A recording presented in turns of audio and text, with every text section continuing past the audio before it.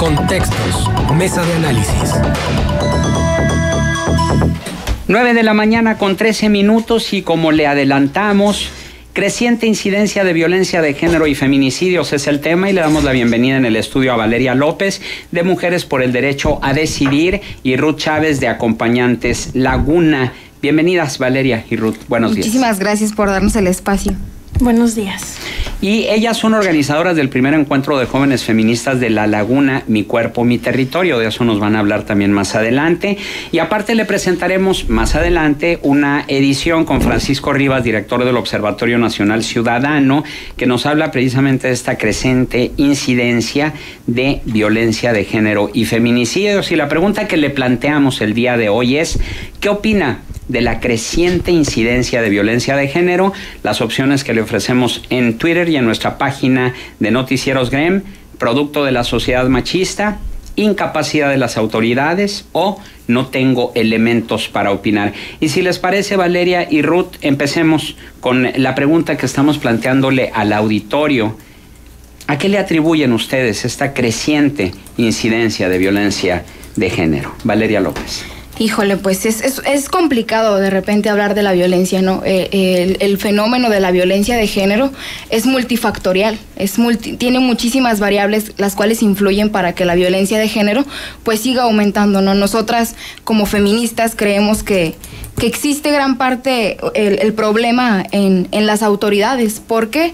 Pues porque lo mencionábamos en el programa pasado, ¿no? No existe realmente medidas coercitivas fuertes que hayan impedido que la violencia siga creciendo. Existe muchísima impunidad. ¿Qué pasa cuando ocurre un feminicidio y no se mete a la cárcel a nadie, no hay ningún culpable y no se hacen las adecuadas investigaciones? ¿Cuál es el mensaje que se le manda a la sociedad?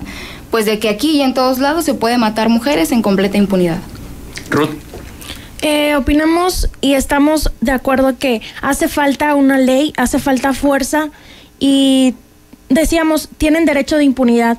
Al presentarse, no hay casos donde se denuncie fuertemente y donde más que nada se atienda a estos hombres y se les acuse, el peso de la ley caiga con ellos. Tienen derecho de impunidad. Leyes sí hay, ¿no? Leyes sí hay. El problema es el incumplimiento de las mismas, ¿o no?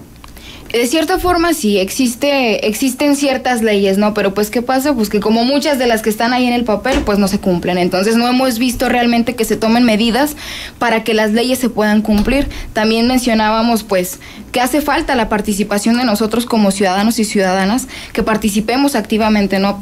Hablábamos de que también es un problema de la cultura machista, el sistema patriarcal en el que vivimos. Pues crecimos en este sistema, ¿no? Y por tanto mencionábamos, hombres y mujeres crecimos en una sociedad cultural patriarcal, entonces tiene mucho que ver con nuestra cultura, pero pues no es biológico. Si nacimos, crecimos con ella, ¿no? Así nos educaron, pero lo podemos deconstruir, nos podemos quitar con ese tipo de estereotipos de género, por ejemplo, que dentro de la familia, en la misma sociedad, en la misma educación escolarizada que recibimos, no tenemos como que, no es orientada nuestra educación hacia una perspectiva de género, a ser incluyentes. Hace falta que empecemos desde ahí.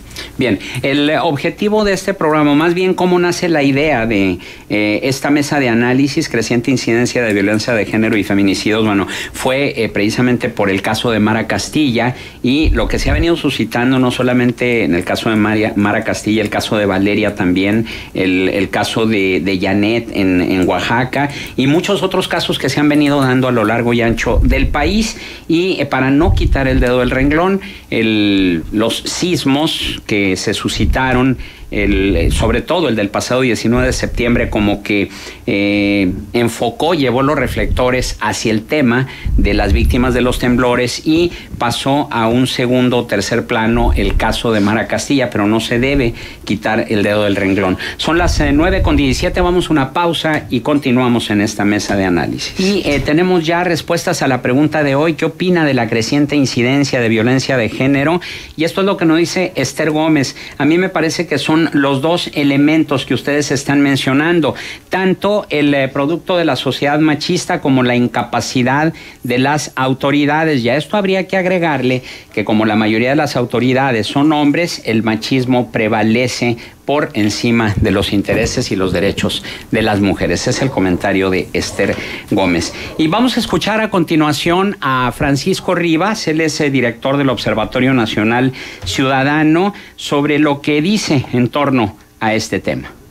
Pues desafortunadamente, como ustedes ven bien, si quisiéramos hacer una comparativa de datos y quisiéramos conocer el número de feminicidios, desafortunadamente las cifras que tenemos no permiten acceder a un mínimo de análisis. O sea, no sabemos ni cuántos eventos de feminicidios suceden al año, ni cómo están sucediendo, ni dónde están sucediendo, por varios motivos. El primero es que desafortunadamente en torno a la violencia de género, a los delitos cometidos en contra de la mujer, hay un grave problema de subregistro, hay un grave problema de desinterés de muchas autoridades de investigar estos delitos. Por lo tanto, por ejemplo, cuando aparece o cuando se da el caso de una persona, de una mujer que está siendo víctima de la violencia, en muchas ocasiones,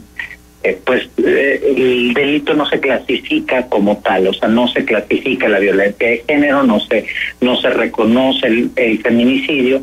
También es así que tenemos algunas entidades, como es específicamente el caso de Oaxaca, en donde el homicidio de mujeres es muy alto, pero el número de feminicidios no es tan alto. Por otro lado, tampoco tenemos una sistematización hoy pública de estos datos. Es decir, por lo menos hasta el momento, no contamos con información suficiente para poder construir la información y poder dar cifras oficiales que nos permitan entender qué está aconteciendo alrededor de los delitos. Nosotros, como sabes, venimos trabajando desde hace 3 años con el Centro Nacional de Información del Secretariado Ejecutivo de Seguridad Pública. Y aquí lo que nosotros hemos hecho es precisamente poner entre los indicadores que mes con mes se va a estar publicando los datos de feminicidio. Sin embargo, lo que más nos preocupa y donde ya estamos trabajando con algunas procuradurías es precisamente los procesos de sensibilización para que el problema se atienda, porque hoy, como te digo, el problema es que una mujer se acerca a denunciar y no le reconocen el tema de violencia de género en muchas de las agencias de los ministerios públicos del país. Esto que tú dices es muy importante porque precisamente genera confusión el hecho de que haya autoridades, y lo vemos aquí mismo en Coahuila y lo vemos en Durango, que dicen, no, es que no se puede calificar como feminicidio, el feminicidio está muy bien estipulado, esto es un homicidio, o bien el hecho de decir, no, lo que pasa es que fue un crimen derivado de la delincuencia organizada, en fin, una serie de factores que impiden el poder clasificar el delito como tal. ¿Qué es lo que haría falta desde el punto de vista del Observatorio Nacional Ciudadano para que se pudiera especificar y no darle la vuelta en el manipuleo de la información para generar artificialmente una reducción de los feminicidios? Mira, permíteme si ahondo un poquito más y hago un poco más amplio el tema. Adelante. Tú puedes ver el mismo problema de los feminicidios cuando volteas a ver el problema de los periodistas, de los homicidios a periodistas y activistas en materia de derechos humanos. O puedes verlo exactamente con el tema migrante. La carencia de investigación por parte de las agencias de ministerios públicos lleva a que en muchas ocasiones la salida fácil, tú ahorita lo acabas de señalar, esa mujer no es víctima de feminicidio, es que está involucrada con la criminalidad organizada, casi como si fueran excluyentes. A ver, una cosa es que una mujer pueda o no pueda haber estado manteniendo una relación afectiva, sentimental con algún integrante de un cártel, y otra cosa muy diferente es que ella haya sido víctima de un feminicidio en un contexto de criminalidad organizada. O sea, de que la pareja o la persona que ejecutó la acción es un integrante de la criminalidad organizada. Una cosa no excluye la otra. Y eso nos pasa con los periodistas. Si tú volteas a ver un poquito la historia en relación al número de periodistas que han sufrido, que han sido víctimas precisamente de algún tipo de evento violento, en muchas ocasiones las autoridades lo que salen a decir es: es que tenía deuda. No, es que no lo mataron por ser periodista, no es por su actividad periodística, es porque tenía cuestiones de juego, tenía algún tipo de dependencia, tenía una vida muy compleja. Entonces tratan siempre de revictimizar a la víctima y de descalificar que si efectivamente la persona está siendo víctima por su condición, en el caso de las mujeres por su condición de ser mujer, o en el caso de algunos profesionales, como es el caso de los periodistas, de su actividad periodística. Lo que debe hacerse es precisamente fortalecer los sistemas de registro, debe sensibilizarse, empezar por sensibilizarse a los ministerios públicos, porque el problema de base es que el Ministerio Público no va a hacer lo que no le autoricen a hacer, lo que no esté capacitado para hacer, lo que no haya un compromiso institucional por hacerse. Bien, pues esto fue lo que dijo Francisco Rivas, director del Observatorio Nacional Ciudadano. Tenemos más participación del auditorio, gracias por comunicarse, y esto es lo que nos dice María Elena Solís. ¿Me podrían informar de qué son sus organismos y a qué se dedican? Nunca los había escuchado. Se refiere a Mujeres por el Derecho a Decidir y Acompañantes Laguna. Comentaban que Acompañantes Laguna es el ramal de otra organización que es MUJEC. Si pudieran explicarle al auditorio. Pues sí, MUJEC, Mujeres Generando Cambios, se dedica a la defensa de los derechos sexuales y reproductivos de las mujeres. Ese es básicamente como que el eje de acción que tienen. Y el grupo de Acompañantes Laguna, pues también se dedican a lo mismo, ¿no? A defender los derechos sexuales y reproductivos de las mujeres, y ahondan un poquito más con el tema del aborto. ¿Quiénes integran estas organizaciones? Pues somos mujeres de la sociedad civil. Pero son de todas, digamos, estudiantes, sí, profesionistas, empleadas, trabajadoras, etcétera. Es. Pero todas con esta característica de juventud, porque tú tienes 21 años y tú tienes 20. No, de hecho, nosotras dos somos las más jóvenes dentro de los grupos. Ajá. O sea, hay quienes ya terminaron su carrera y pues, o sea, mujeres, un abanico diverso de edades, y de procedencias y demás. A ver, tengo esto que es inquietud de los radioescuchas. Buenos días. ¿Qué opinan de los embarazos no deseados? Ya que si pudieran decidir, tendrían tener relaciones, tendrían conocimiento de las consecuencias, o nomás para las delicias sí, dicen a través del WhatsApp. Existe mucho desconocimiento, ¿no?, sobre nuestra sexualidad. Por ejemplo, nosotros vemos que desde que estamos en la primaria, en la secundaria, en la preparatoria, no se nos enseña realmente como debería de ser la educación sexual. Es una educación sexual restrictiva, pero no te enseñan realmente todo el abanico que abarca la sexualidad. No existe mucho desconocimiento sobre este tema. Déjenme preguntarles una cosa.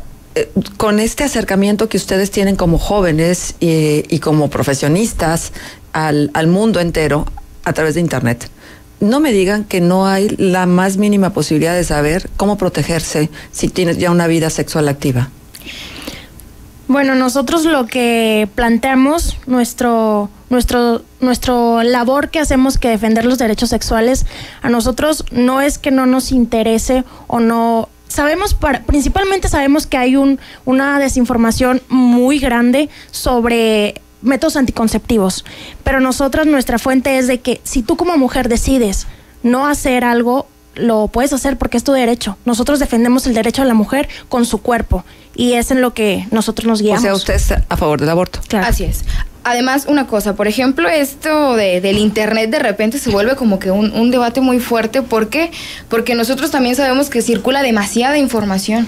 Y luego, lejos de informarnos, nos desinformamos más, porque existe muchísima información de muchísimas fuentes y muchas veces no se tiene también el conocimiento sobre qué fuentes son confiables, qué fuentes debería de seguir y qué fuentes me pueden ofrecer información que muy probablemente ni siquiera sea segura. Ajá. Esto otro que nos preguntan, ¿me podrían explicar si la designación de homicidio ya se aplica solo para cuando la víctima es hombre y feminicidio para si la víctima es mujer, o cuándo se aplica la categoría de feminicidio? Esa es una pregunta que ha surgido recurrentemente ahora que hemos venido abordando el tema. Pues es que el feminicidio, aquí por ejemplo en Coahuila no está tipificado. Porque, por ejemplo, nosotros analizamos que la violencia de género tiene características muy específicas. La violencia de género pues se refiere a cuando un hombre ejerce una dominación hacia una mujer. Por ejemplo, el feminicidio se tendría que tipificar cuando, por ejemplo, a la mujer que asesinaron la violan, le exhiben su cuerpo en la calle, o es con el móvil de violarla, de poseer su cuerpo, o incluso de denigrarla. O denigrarla, por ejemplo, la mutilación, o por ejemplo, si nosotros vemos un cuerpo que está tirado en la calle, eso ya es un móvil para investigarlo como feminicidio, investigar más a fondo. Si vemos que la mujer está mutilada de sus senos, sus pezones, sus partes íntimas, ahí también ya es un móvil para que nosotros investiguemos lo que es el feminicidio, si es por causas de feminicidio. Recuerdo un caso durante los días más aciagos de violencia de una mujer que fue asfixiada con su propia ropa interior. Entonces, digo, eso es pues humillante, ¿no? Claro, precisamente la violencia feminicida también abarca esa parte, ¿no? Buscar denigrar, denostar, humillar a la mujer. Las invitadas, ¿qué piensan de la educación que recibieron en casa? ¿Las educaron con mente abierta o educación tradicional? ¿Qué piensan en sus casas de esta presencia que ustedes están haciendo en estos movimientos y la postura que tienen frente al hecho de decidir sobre tu cuerpo? Bueno, en lo personal, a mí me han enseñado, y lo que estoy estudiando más que nada te hace abrir un campo más abierto. Necesitas ver todos los problemas que existen y son temas que muy pocos se atreven a defender y a mí me apoyan. ¿Te apoyan en tu casa? ¿En tu casa? Por ejemplo, en mi caso particular existe como que un choque ideológico, ¿no? Un choque cultural, porque somos de diferentes generaciones y ahí de entrada hay como que un contrapunteo de ideas. Por ejemplo, mi mamá todavía no tiene esta idea de, sí, yo tengo el derecho a decidir. ¿Por qué? Porque no nos educan así, incluso a mí tampoco me educaron así. O sea, tú vas contracorriente. Podría decirse, siempre por ser tus padres, pues te apoyan, ¿no? Están ahí. Pero sí, en cuanto a ideas, sí vamos como que en contracorriente. Incluso a mí me costó trabajo de repente entender estos temas. Es precisamente lo que dice Ruth, ¿no? Si ustedes hubieran estudiado una cosa diferente a la sociología, por ejemplo, en tu caso, ¿tú también estudias sociología? Yo estudio ciencias políticas. Sí, pues si ustedes hubieran estudiado una carrera diferente, probablemente su postura frente a estos temas de mujer serían distintos. Ustedes los conocen, hacia allá voy, ustedes los conocen a partir de la formación académica que están recibiendo. Yo empecé a conocer de estos temas, una parte por mi carrera, pero la gran parte es por participar en estas organizaciones. Pero tú participas después de que ya estás estudiando tu carrera o desde antes. A nivel universitario fue cuando empecé a incluir. ¿Y en tu caso? No, yo creo que independientemente de lo que hubiera estudiado, estoy a favor de la defensa de las mujeres y de sus derechos. Ajá. Es algo que siempre... Les preguntan lo siguiente, ¿a favor del aborto? Cuando te falla el condón o cuando no te protegen, no importa porque puedes abortar.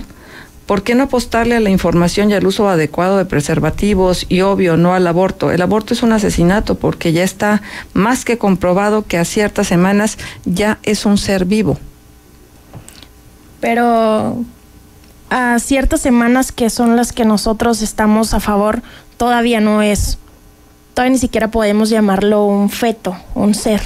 Son células. Son células precisamente lo que nosotros siempre buscamos, ¿no? El acceso a la información científica y laica. Básicamente esto es bien importante, la información científica y laica. Pero entonces, ¿ustedes podrían estar de acuerdo con las posturas de organismos como Provida? O más bien dicho, ¿en desacuerdo completo? En las posturas de los grupos ¿De Provida? Pues yo creo que el tema del aborto siempre es un tema muy que se contrapuntea mucho, ¿no? Es de repente muy delicado por los puntos de opinión que existen, pero nosotros partimos de la idea que como mujeres tenemos el derecho a decidir y que el aborto es un tema muy particular. Era como lo comentábamos en el programa pasado, ¿no? Yo, por ejemplo, en mi caso particular, yo puedo estar en una condición medianamente óptima para poder tener un hijo, pero no sé yo en qué circunstancias esté la otra mujer, ¿no? Ajá. El incremento se debe a la incapacidad de las autoridades. Prácticamente México es el paraíso del abusador de género en relación a la pregunta que hoy se formula. Lamento decirlo así, pero así es. Los casos o no se denuncian o quedan impunes previa victimización de todas y todos. Cada uno del aparato ministerial e investigador no hacen lo suyo. Todavía recuerdo un caso de violación de una menor en un ejido. La solución y absolución del tipo fue casarse con la menor. Vamos a hacer la pausa porque ya nos va a cortar el sistema, pero continuamos con este tema luego de la misma. Nuestras invitadas son Valeria López de Mujeres por el Derecho a Decidir y Ruth Chávez de Acompañantes La Reina. Bueno, termino con este comentario que nos han enviado para no dejarlo trunco. Dice, todavía recuerdo, retomo, un caso de violación de una menor en un ejido. La solución y absolución del tipo fue casarse con la menor. Híjole, y con eso múltiples violaciones a las personas de la menor por todos los involucrados, o el amparo hacia uno de los porquis, simplemente porque no hubo intención lasciva. En fin, debemos entender que el cuerpo femenino no es propiedad desechable ni objeto, pero hay resistencia de las propias mujeres a ver cómo opera la discriminación de género, y la autoridad con su impunidad a cuestas tiene el 90% de la responsabilidad. Ricardo, muchas gracias por el comentario. Y esto otro, perdón, pero sobre la iniciativa de Rubén Moreira, les mando la foto de un bebé de 10 semanas. Está totalmente formado y está hablando de permitir, como dicen, interrumpir el embarazo a las 12 semanas. Esto nos lo envía la señora Madero. Y otro mensaje nos dice, hasta las células están vivas. Que no se les olvide WhatsApp. Buenos días. ¿Podrían definir qué es género? Creo que estas niñas están mal informadas. Bueno, miren, en cuestión a su pregunta sobre el género en biología es pues lo que nos han enseñado, ¿no? Masculino, femenino, es binario, y nada más. En sociología, por ejemplo, los invito a que se avienten ahí un diccionario de sociología. El género en sociología es las características diferenciadas que se le dan a un hombre o a una mujer. Pero estas son características que se dan por la sociedad, o sea, no nacemos con ellas, era lo que mencionábamos, ¿no? Culturalmente, a lo largo de nuestra vida se nos enseña cómo debe de ser una mujer, cómo debemos de comportarnos y de ahí cómo debemos de pensar, lo que se nos está permitido y lo que no se nos está permitido. Igual a los hombres, se les enseña a ser hombres, se les enseña a que los hombres no pueden expresar sus sentimientos y eso son características que la sociedad le da a nuestro género, son roles de género. ¿Quién dice que la mujer se debe de quedar en la casa atendiendo a los hijos? Esto pertenece a nuestro rol de género, a estereotipos de género. Rosario Martínez también se comunica, dice... Es preocupante el alarmante índice de niñas embarazadas y no necesariamente productos de violación, sino porque se van con el novio. Niñas de 12 años, de 14 años que ya son mamás, y precisamente dábamos cuenta en el recorrido informativo de que la Clínica de Salud de Lerdo atiende a 8 menores de edad embarazadas. 6 de ellas están entre los 15 y 16 años, mientras que las 2 restantes cuentan apenas con 12 años de edad. También aquí en el centro, en el hospital municipal se atienden a niñas, y platicábamos con uno de los médicos si la mayoría de esos casos eran productos de violación, sobre todo de niñas de 12 o 13 años que ya eran mamás, y decían, es que realmente el porcentaje de niñas violadas es mínimo, ¿sí? Es mayor de las niñas pues, que se meten con el novio y resultan embarazadas. Ahí, ¿cuál es la lección o cuál sería la lectura que ustedes le darían a esto? Bueno, pues nosotros creemos que el alto número de embarazos en adolescentes... Nada más déjame replantear mi pregunta. En este sentido, estas niñas de 12 o 13 años ya tienen el derecho a decidir, porque estos embarazos seguramente no son voluntarios, ¿verdad? Sino que son producto precisamente del desconocimiento de las formas para prevenir el embarazo. Sí, bueno, nosotros creemos que el alto número de embarazos en adolescentes pues evidencia la carencia y la insuficiencia de las políticas públicas en torno al tema de las juventudes y la educación sexual, reflejando a la vez una violación de los derechos sexuales y reproductivos hacia este grupo etario precisamente. Bueno, no nada más de las autoridades, yo creo que aquí también juega un papel muy importante la familia, ¿no? Es decir, los padres, o nada más o la responsabilidad de las autoridades. Hablábamos de que es un problema multifactorial, ¿no? Es un problema tanto de las autoridades que actúan por omisión y también pues lo cultural que existe dentro de nuestras familias. Lo que mencionaba pues es un tema muy debatido, ¿no? Por ejemplo, nosotras estamos con la idea de que como mujeres tenemos el derecho a decidir sobre nuestro cuerpo y precisamente es yo creo que lo que se debe tomar en cuenta, ¿no? La capacidad de decisión, apelar a la capacidad de derecho de decidir con tu cuerpo, ¿a qué edad? ¿En qué circunstancias? ¿Cuál es el margen de libertad que tienes para decidir sobre tu cuerpo? ¿En qué momento tú puedes estar completamente segura que las decisiones que estás tomando estás haciéndote cargo de las consecuencias? Creo que habría que seguir en la línea de donde una niña no puede estar cuidando a otro bebé, a otro niño, donde a lo mejor quieres estudiar, bueno, ahora que están cambiando las edades, no puedes estar cuidando, tal vez no te puedes hacer responsable, ni siquiera sabes cómo hacerlo. Entonces, al menos en lo personal, yo defiendo esa postura. No puedes estarte no sabes cómo hacerte cargo de otra persona. Esa es responsabilidad. ¿Qué postura defiendes? ¿Que aborten esas niñas de 12 años? Si así lo deciden. Si así lo deciden ellas, sí. Uh-huh. Hay otro comentario también, o más bien es una pregunta que nos hace Radio Escucha y dice, precisamente a propósito de lo que hablábamos, ¿están de acuerdo en el aborto de las niñas de 12 años? Bueno, pues ya. Sí, ya está contestada. Pero el aborto voluntario o involuntario, es decir, la niña dice, yo quiero tener a mi bebé, pero el papá o la mamá dice, no, porque tienes que seguir estudiando. ¿Ahí cuál es la disyuntiva? Ella su decisión ha sido ella tenerlo. Tiene el derecho de decidir sobre su cuerpo y sobre todo... Pero ya tienen criterio. Se tiene ¿Qué es lo que les acabo de preguntar? ¿En qué momento tienen los elementos como para decidir con libertad?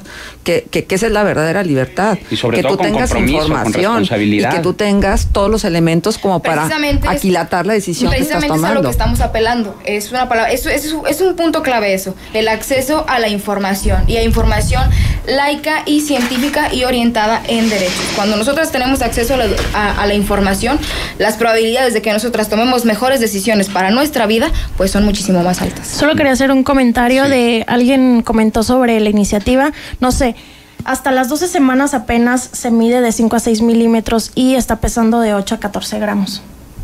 Solo, no sé si salió ahí a la otra información equivocada. Y infórmenos, por favor, de este primer encuentro de jóvenes feministas de La Laguna, Mi Cuerpo, Mi Territorio. Claro, nuestro primer encuentro de jóvenes feministas de La Laguna es el día de hoy a las 12 de la tarde, hasta las 8. Ha sido un evento para crear alianzas entre mujeres, entre distintos grupos y distintas colectivas, para crear un espacio de seguridad y de seguridad entre nosotras por todo esto que se ha suscitado y crear este centro o redes de apoyo hacia nosotras. Ajá. En confianza. Miren lo que nos dicen. Les pedimos a las invitadas que vayan contra las mujeres que nos representan e integran los partidos políticos. No se sienten avergonzadas por ellas. Hagan marchas para que en la política estemos representadas como mujeres dignamente. Invito a las jovencitas que están en GREM a que en lugar de estar luchando de esa manera y oírse en cierta manera rebeldes e intransigentes, a que sus asociaciones vayan a escuelas a orientar tanto a niños y a niñas. La familia como tal está fallando, no estamos otorgando información y cuidando a los hijos. Esto es lo que nos dice. De hecho, ¿por qué? Fíjate, me llama mucho la atención eso, ¿no? ¿Por qué nos dicen rebeldes? ¿Por qué? Porque no estamos acostumbrados a que como mujeres estemos en defensa de nuestra vida, de nuestros derechos, o que levantemos la voz, ¿no? Ahí hay que ponernos muy, muy listos y muy listas a las cosas que pensamos y opinamos, porque es como nos criaron. Entonces, es en contra también de lo que estamos luchando, ¿no? Y que si vamos a las escuelas a orientar, sí, precisamente ayer fuimos a dar una charla sobre violencia de género a una secundaria aquí a Ciudad Nazas, que pues es un polígono tono de violencia también, donde precisamente les explicamos a los jovencitos y a las jovencitas lo que es la violencia de género, el violentómetro, cómo podemos prevenir este tipo de violencias y sobre todo... Lo que no deben de permitir en sus noviazgos. Ajá, a no normalizarla, ¿no? Dentro de estas primeras relaciones que ellos y ellas empiezan a tener, ¿no? A construir relaciones más sanas, más armoniosas, en torno a cooperar entre nosotros mismos, ¿no? ¿Qué es el violentómetro? El violentómetro es como un termómetro de la violencia, porque la violencia también se puede medir. Es un cuestionario, ¿no? No, es una imagen donde viene la violencia en ascendencia. Pero tú llenas, bueno, mi Caro Ramírez me enseñaba un cuestionario de qué cosas estarían pasando en tu vida como para que tú te dieras cuenta de si estaba siendo o no estaba siendo violentada. Porque ni siquiera sabemos distinguir qué sí es violencia y qué no es violencia. Precisamente el violentómetro también se crea como con esa idea, ¿no? De que nosotros vayamos dándonos cuenta de que la violencia es una espiral siempre en ascendencia. Y que muchas de las violencias las normalizamos, por ejemplo el acoso callejero, el que nos priven de nuestra libertad incluso de vestimenta, forma parte de la violencia de género y no nos damos cuenta. Bien, también pregunta Maribel Martínez, a mí me interesan mucho los temas de feminismo, mi esposo es antimachista completamente, ¿podemos asistir los dos? ¿Al encuentro feminista? Pues, ¿por qué no? Pues sí, acompáñenos.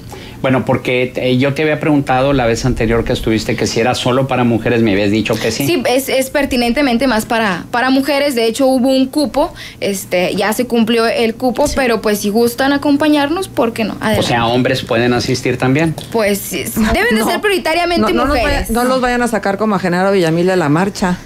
No, tampoco. No. ¿Seguro? No. Ah, bueno. El acuerdo sí es que vayan puras mujeres, no, pero no, pues no creo que se dé el caso de sacarlo de esa forma, no hay por qué. ¿Qué contenidos va a haber en este primer encuentro de jóvenes feministas de La Laguna? Pues va a haber talleres, vamos a tener un taller de medicina menstrual, vamos a tener una carpa de sororidad. Amor entre mujeres. El amor entre mujeres, el apoyo entre mujeres. Vamos a hablar sobre cómo cada una de nosotras vive el feminismo, que eso es bien importante, ¿no? Las formas de vivir nuestro feminismo, cuáles son nuestras luchas, nuestras prioridades, qué es lo que queremos, cómo queremos generar esta alianza entre mujeres aquí en La Laguna, y vamos a hablar también de lo de la despenalización del aborto. Elida Valadez también se comunica y dice, a mí me da prurito lo de las feministas porque automáticamente se convierten en enemigas del hombre y adoptan actitudes machistas pero en mujeres. No, de hecho las mujeres por más en contra del feminismo que estén, pues nunca podemos llegar a ser igual de machistas, ¿no? Eso no es. El machismo se ha matado a mujeres, el feminismo nunca ha matado a nadie, el machismo sí. Y no, la postura de las feministas no es estar en contra de los hombres, claro que no. Sí, yo creo, y tiene razón un radioescucha que no sé si es hombre o mujer, a mí nada más me envían los WhatsApp, que nos dice, las señoritas vinieron a su programa a hablar de feminicidio y casi se ha vuelto un ataque hacia ellas por su posición ante el aborto. Sí, creo que aquí es bien importante que hagamos esta distinción y sin embargo, bueno, saber también qué temas están manejando los colectivos de mujeres, cuáles son las cosas que les preocupan y cuáles son los temas que ustedes están revisando y cuáles son las posturas que ustedes definen como mujeres jóvenes. Si no es una descalificación hacia las posturas, porque finalmente pues hay una diversidad y cada quien asumirá en plena libertad ya con esta madurez de estar cerca de la revisión de los temas con más precisión en función, por ejemplo, de lo que significa la libertad de decidir sobre tu cuerpo. Pero vamos a esto que son los feminicidios y que la verdad de las cosas es que nos tienen llenos de tristeza ante el desprecio de la vida de la mujer y cómo las mujeres tenemos que cuidarnos de todo y de todos y vas caminando y de repente sientes una presencia atrás y entonces tienes que voltear a ver si es una mujer o es un hombre, cuando un hombre camina y realmente poco le importa quién va a su lado. De hecho, lo peligrosísimo y lo alarmante de los feminicidios es que desgraciadamente la mayoría se dan dentro del ámbito privado. Quienes cometen más feminicidios son los hombres que son pareja de estas mujeres, ¿no? Entonces es verdaderamente alarmante. Adelante. La señora Hermelinda dice, todo esto viene a fondo de las familias que educan. Por ejemplo, una conocida a sus 20 años ya tiene 5 hijos y está embarazada y salvo uno, todos son mujeres. Le hemos querido aconsejar que no tengan más, pero se molesta. Es lo que dice la señora Hermelinda. Hay más comentarios, pero ya no hay tiempo. Gracias, Valeria López de Mujeres por el Derecho a Decidir y Ruth Chávez de Acompañantes Laguna por su presencia en esta mesa de análisis. Muchísimas gracias. Gracias. Pase un espléndido fin de semana. ¡Ánimo!